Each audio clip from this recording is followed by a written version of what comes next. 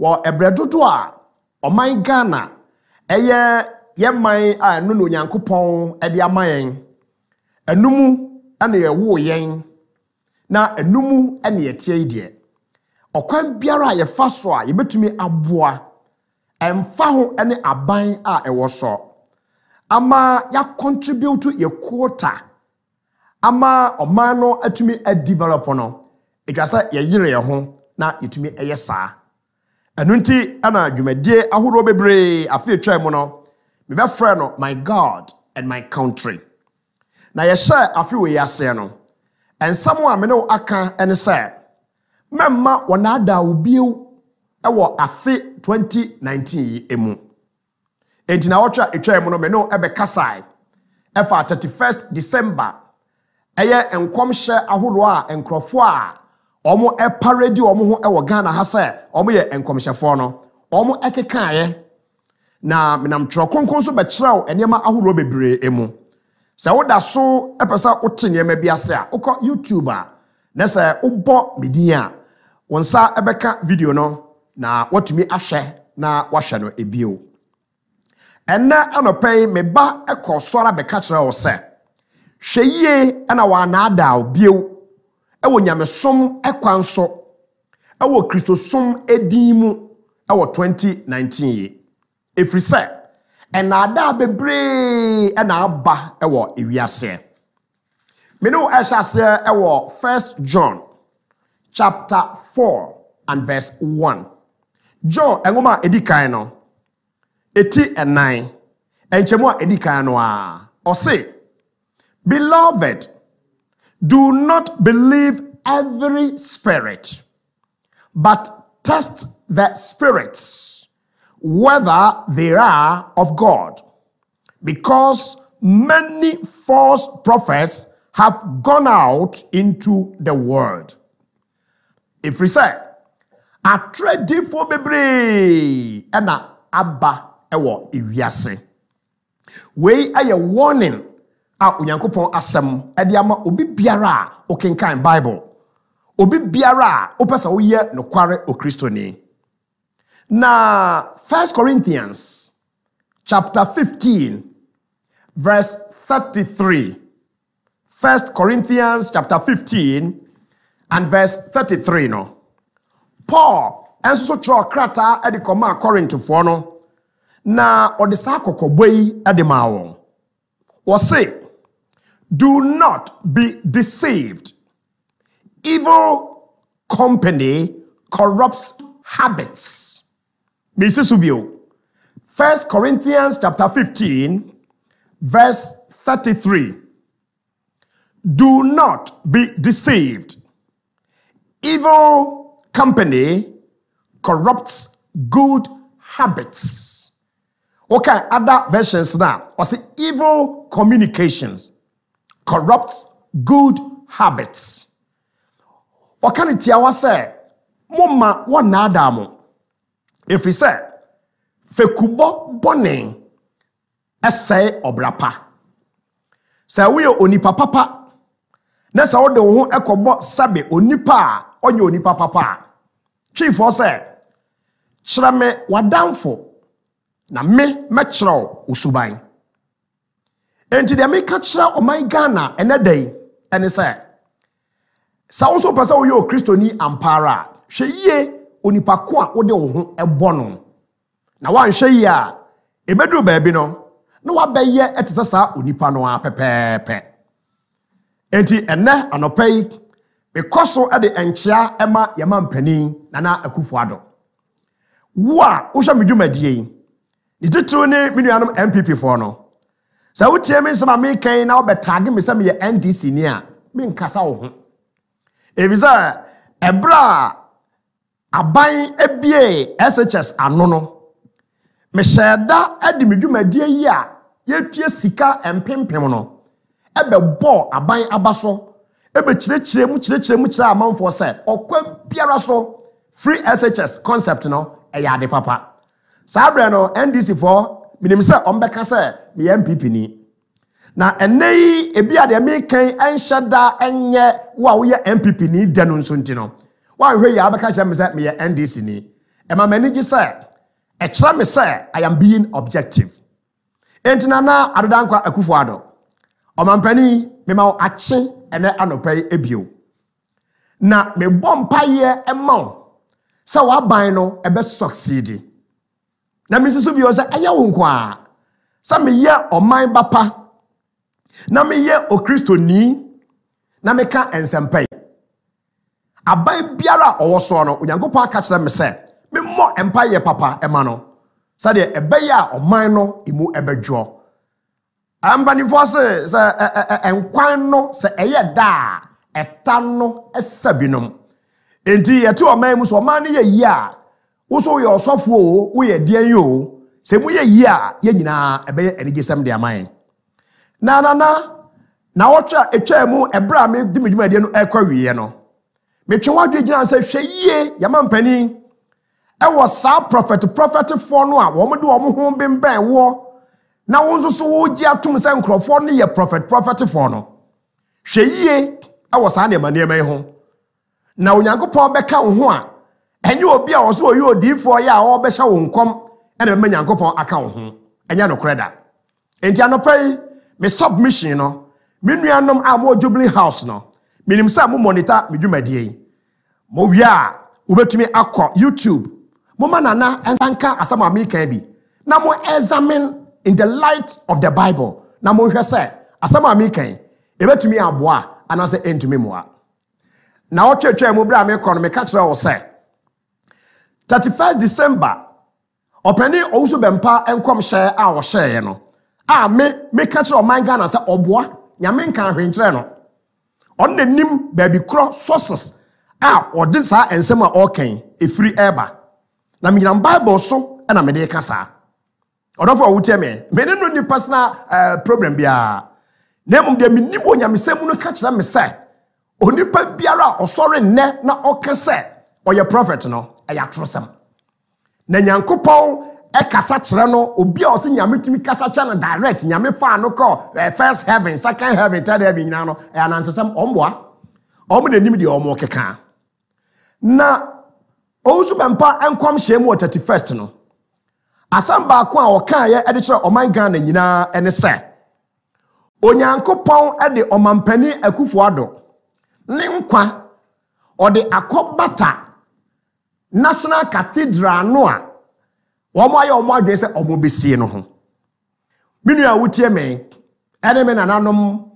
mo amote asante achem domi abra ene sabi nkurase no National Cathedral no eye asore dan kase bi a asofo bi no mo agi atum se etwase yesi edisi Ghana ha na de omo kan se esi sa dan no esi Ghana ha de a ebeba nyankopon enhira abetena Ghana so pa na me so me ya Ghana ni na mete Bible ehun ne Bible no eka efa asore dan sem eho ne ade no ena no pai me bota nyina nsa me nana adodankwa Akufo-Addo MPP ene oman Ghana nyina ebe kye saa adesua se de me kan momfa mo Bible na mo yenhwem ne yehwe se ababi wo mu anase ababi enimo odofo papa Owusu Bempah se onyankopon ade omampani enkwa ade connect the building of the National Cathedral. Sir President Akufo-Addo eboa ma yesi National Cathedral no dia obie ntumi nya ne hwe e wasase so na emom se wansi dia ene na bibi ebetumi aye no oman Ghana me se Owusu Bempah oboa onyame nkan hwe enkyere no e wono anadwen ene wo ka esan se probably wo mo na de sa adwen no ehye na adodankwa Akufo-Addo na adwen mu ses wo gitum so obeye saa eno ene be madabre wadi nkunim e wona batuo mu ana ye nipa ena mpara wadi nkunim e wona batuo mu ti de mete ye wo ba bia omampani no eka ne se eye bohye a ohye onyankopon ti so ahye onyame bo se so odi nkunim dia obesi National Cathedral dia ene na etwase odi saa bohye no eso ehonko a asembisa wo ho se eye bohye a ye mampani wode hye onyankopon sa wo ba besi National Cathedral dia ene ehon ka nyina omampani wo na ese wutua Wona wo hyebo. Ghana fo hyebo. Enti say afi ekoba say okwan ben na ye fa so a ye benya sika e de asi sa national cathedral na ye ka no a Adam epreto Hawa so a na Hawa aprato Adam so na Hawa apre e de ato owo eso eto da bia ebinim se aban e na betua sika am se da bi enya aban na be ye asorefo no a e na be pesika no mo de aye sa asorefo na pesika de aye de a na sa asorefo pesika no ye wi a na o mampani wo ka sa wo hyebo e na bo hye no na wudi so a e na mi gina han no mente sa asem no so ase mini adofo a wuti amen ade ba ko a me kasa de afa sa national cathedral no ho ene se menka se sa edan no ayesi ade asi oman mu no eye bone pese anya bi ekura no ebe facility just wo di dwuma bia na akowuram ekodi dwuma bi wo mu a ebe yeye in that sense no I don't have any problem with it.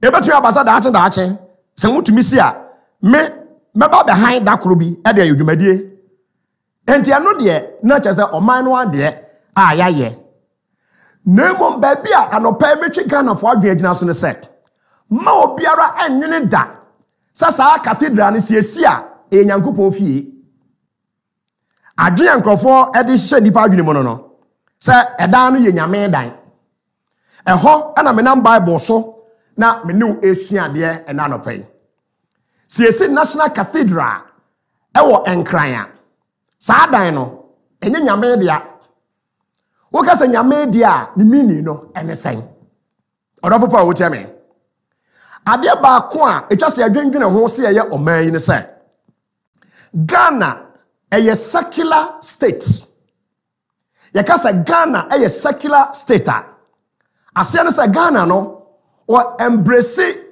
all shades of people. Eti Ghana ha no ye wo Christopher wa ha. Ye wo nkramofo wa ha. Ye wo omo Hindu esommu e wo Ghana ha. Ye wo Hare Krishnafo e wo Ghana ha. And ye wo traditional African religionist enso so e wo Ghana ha. Enti Ghana enye Christian nation sade ya na nkrofo bi pese omoka emiete no no kre sa nkrofo a profess so omo ye Christian te sabe amegina ha no ye do so bebre e wo Ghana ha e chen wo mo aka no na mom wo Ghana emram no Ghana enye Christian nation sade me kan aya no kre na aya no kre nso ampara nso de a ane na munnim se muka se mu si national cathedral ejina hodima a Christopher enko a politically no eye incorrect edema mo ana esan se a Christopher enko na to aba edema MPP aban wo mo aka no anto aba no bi ama MPP aban ana na se yesi national cathedral ejina ho edima a Christopher argument fufura eba ne say plan bi ohonomo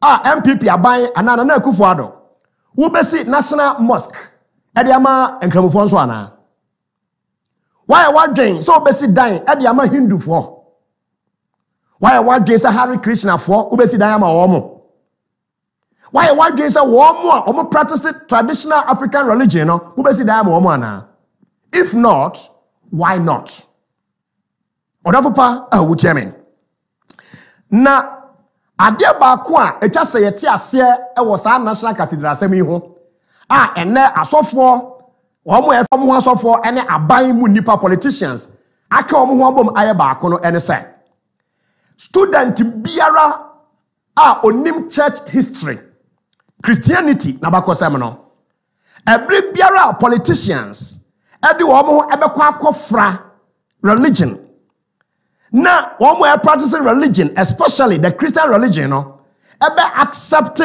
politicians. Na akoba ne say politicians no, edi one influence wura Christian sumo no. The problem eba. Edi bibia church history mu ye fa no apostasy edeba ahwiase owaye say ye twe ho efiri onyankopon asemu. Wa abakosem mu Ebra Christianity asha ase no Roman aban any Christopher no etwen saa. Womo persecute a Christopher at the kopim ebre bia. Roman emperor bia from Constantine ebae. Now as part of his political strategy no. Now je say Christian for no omo population no adoso. Ene so oche omo ebe ne nchen a ebe mo no so the popularity akosoro. He was politically correct. Enti Constantine fa kwan biara so da Christian leaders etwe omo at the banner side. Christian leaders a lot of favors. Na wie ye no a Christopher empanimfo a compromise Christian doctrine. Ama Christosuma wo Bible mo no e be yira ekra. Eno na akofa musuo e dia beto Christosum so de besi ne. Asori mu apapai sa. Ghana ha me no eginan se minsra. Asori a claim say om ye Christopher pa e wo Ghana ha say no. Ya hwe e bebro 1000. Na se mbisa no say wa papa Yesu mu ana. Adekodia ekofa denominationalism. Asori mu papa mu e de baaye no. Ene say a Christopher mpanimfo any politicians ekoka bomu ene wo ye said that the politics any religion no e yade baako. No. There should be a separation between the state and the church at all times. It is our national cathedral no amoka ho asem sa no. Asem kese ba franka ensiso. Onipa biara oye Kristo ni biara onim Kristosom abakosem biara no. Ayam hye no say si anhwe ni ye a history is going to repeat itself. Midafo wuche me. We yade baako a me pese yade tu echirim. Sa okọ Bible mu a First Chronicles chapter 29. Kan book no chapter no enyina. Ohini David onyankopon na sra ne ngo ede ne tena akonwa so. Eye na dwen se opese osi asore dan kakraka ede ma onyankopon. Minu asa onim Bible a ede asem ne siye. 2 Samuel chapter 7. Full story no ewo ho. David nya akoma papa so opese osi dan ede ma onyankopon. Now so obi onim Bible bia onyankopon ka che David say no. Odofo wuche me Ghana mo cathedral na musie no. When did God say yes? Da be onyankopon ka so apene so. Odofo wuche me. Na wo mo edi anim asofo na edi anim no. Mo mu bi ho no mo asofo na mo didi anim sese a no. Mo bi ho me hwe mo din a mo ya innocent. Ya twemo e de mo akosha ade anim. Na omaya yatimu yi no. Ensem bebre ana esie. Ye wo asore da yahodo a asofo esisi a omukum anantwie e de hye asoda na se. At the social media so elsewhere in Africa ha osofo bi esi dan sabe ye kum enipa ana ye de eye foundation no. A kire na police for ekohu ye. Misro o man Ghana ene mo national cathedral sam no. Sase anhwe ne ye a ebinom ewo hidden agenda ewo saa edan wei no a mo akotwe aban ebeshem kotwe o mampani abeshem na fe kura da obeka kire se onyankopon connect o mampani no enkwa e dey am the building of the cathedral. Excuse me, wo boa enya no kure mo ma wo na adamu na nkomo bone ese obrapa na di ka kire say yesi saa edan no si ho a Jumade bebe ne betumi adi wo mu. In that sense, I'm not against it. Nemo so obi ebeka kire say nyankopon dan ene yesi ho no. Na dan ye nyame dia. Na because yesi sa dan nti nyankopon di nhira ebre o ma no. It is neither here nor there. Eja no kre. Mini adofo wutie men. Solomon ena ebesi asore dan no. Onyankopon ma Solomon kwan ena osi asore dan. Ebra ye wura Yesu Kristo ebaaye no. Na yesi asoridan kakra esi Jerusalem. Na asoridan no odofo enye asam ketu akra. Na wonim ebre bia Yesu na suafo enam. Ana wo mkoto asoridan no se esi ho. This is Matthew chapter 24. Mekan verse 1 and 2. was say, yes, was seen for no one saw down upon him, say, ye, radisha. I saw the idea, effect. Shaniama, ye, she said, you sit here. And I used to say, oh, one China make us in Binchram. Nati, Bible I can kind of. Matthew 24, verse 1 and 2. Then Jesus went out and departed from the temple. And his disciples came up to show him the buildings of the temple. And Jesus said to them, do you not see all these things? Assuredly, I say to you, not one stone shall be left here upon another that shall not be thrown down. And he said, yes, was seen for the Huna saw down no, Obodi Bessa, the magnificence, said the night is Itiano. And you almost fed to almost say yes. Muslim National Cathedral, we am a son of Passamoye. Yes, see damn yammy, yes, see damn yammy. You say, oh, and then so bang. May catch some of the chakra. 1 year a boar, a bosso, a day is you. But I'm a power would tell me. As someone yes to carry a bam, a history mu. Oje Bible dio, unye Bible neo. Bible history, and secular history, now you to me say. AD 70. And a Roman general, Titus. AD Roman, a soldier for enim, Emma omu invade Jerusalem. Now, omu call Sa Jew for Asori de ya. Na yedi sika bebre, and esye. Abakwasam say, yedi 46 years, and a esi sa Asori dano. And ya Asori dan ketwa. Now, so Roman, a soldier for no echo remu, na omu bubu Asori dano, and desecrate, and near ma. Ni ya consecrate and near my Yankopon adia edisum yameno. The abomination that brings about desolation. Our D4 Daniel eka ho asemno. See our AD 70. Ebra Roman asoja fo no ekobubu sa asoda nyina etuguye. Ghana man me ka kire mo say. Efri sa abra no a asoda no ne asia. Yesi eyi Onyankopon dia. Yekobubu no ewo Jerusalem no. Onyankopon enye interested ewa asori dan mu.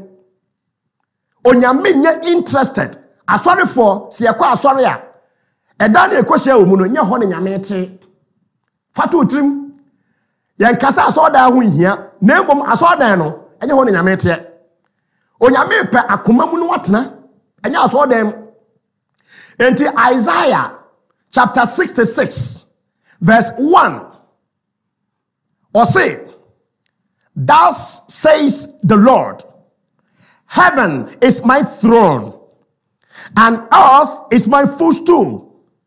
And where is the house that you will build me?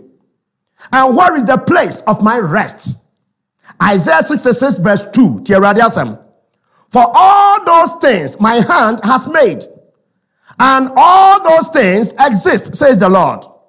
But on this one I will look, on him who is poor and of a contrite spirit, and who trembles at my word. Hallelujah.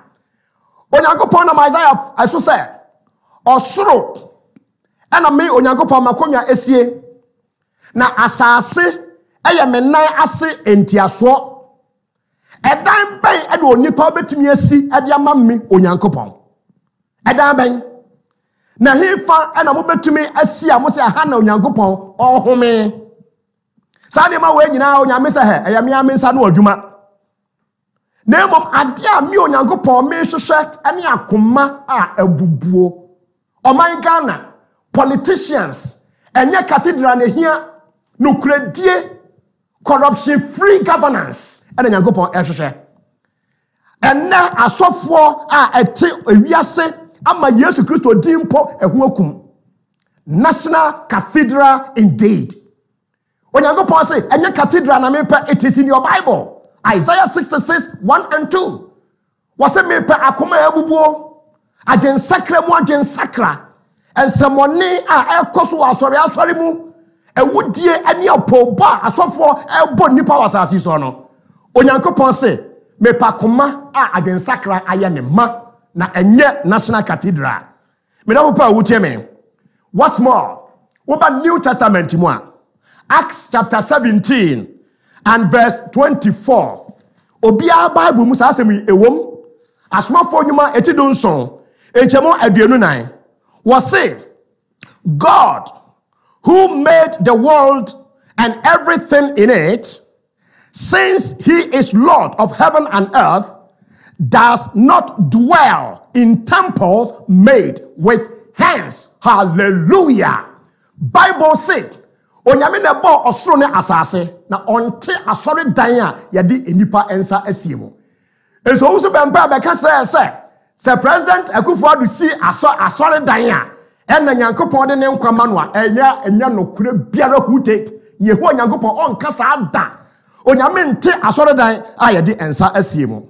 Na mo bianhwe ne yie na enada bi ama me fayen National Cathedral se yesina se yedan kakraka ye program bi ebetumi akoye do mu de mba be ka kire won se obi ka kire o se yesi sa dan no a eho na nyame te eho na ye kronkron eho na di nhira ebre oman Ghana enye nokre eya trosam enu nti ana nopai me de me ba yesam betwe oman Ghana adwen agina so Bible agina so am kenkan ye nyina no ewo Bible ni mu sa wachi na kenkan ne bio na hwese de me kan etesa anase entesa eya ne pa next week mesan aba wo nchen ebio onyankopon enhyira oman Yo true time ebusia yankopon enhyira mo epa just so you new to this channel epa ocho click subscribe button so na hwese adon man yi mienu bi epie ewa na pempem a empia click so na wo wi a na wa click like button so na wo ja comment ewo video na say we are saying you we are eboa ama channel no so ekonenimu se e pese nyankopɔ asɛm no etumi kɔ wi asafa na ni na